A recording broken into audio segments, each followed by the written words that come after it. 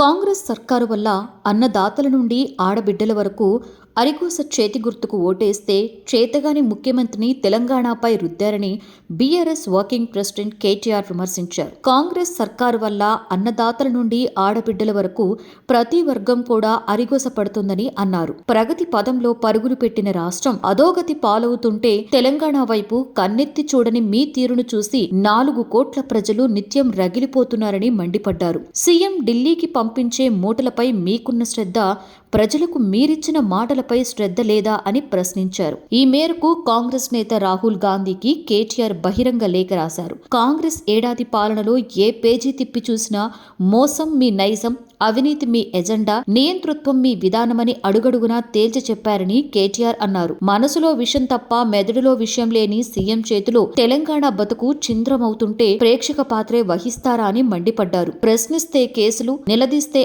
అరెస్టులు అన్నట్లుగా సాగుతున్న మీ పాలన తీరు ఎమర్జెన్సీ రోజులను తలపిస్తుందని తెలిపారు. ఇందిరమ్మ రాజ్యం అంటే ఇంటింటా నిర్బంధం, సకల రంగాలలో సంక్షోభమేనని ఈ ఏడాది పాలన రుజువు చేసిందని విమర్శించారు. గత 10 ఏళ్లలో తాము తెలంగాణ పునర్నిర్మాణంపైనే దృష్టి పెట్టాం తప్ప పనికి మాలిన ఆలోచనలు చేయలేదని తెలిపారు. రాజీవ్ ఆరోగ్యశ్రీని, రాజీవ్ ఇంటర్నేషనల్ ఎయిర్పోర్ట్లు పేర్లు మార్చలేదు, ఇందిరాగాంధీ విగ్రహాల జోలికి వెళ్లలేదు. కానీ మనసులో విషయం తప్ప మెదడులో విషయం లేని సీఎం రేవంత్ రెడ్డి తెలంగాణ అస్తిత్వ ఆనవాళ్లను చెరిపివేసే దారుణ కుట్రకు తెరలేపాడని మండిపడ్డారు. సీఎం రేవంత్ రెడ్డి చేసిన ఈ నీచమైన కుటిల చర్యలకు ప్రతిస్పందనగా భవిష్యత్తులో కాంగ్రెస్ పార్టీ గుర్తులు తెలంగాణలో చెరగడం ఖాయమని గుర్తుంచుకోవాలని హెచ్చరించారు.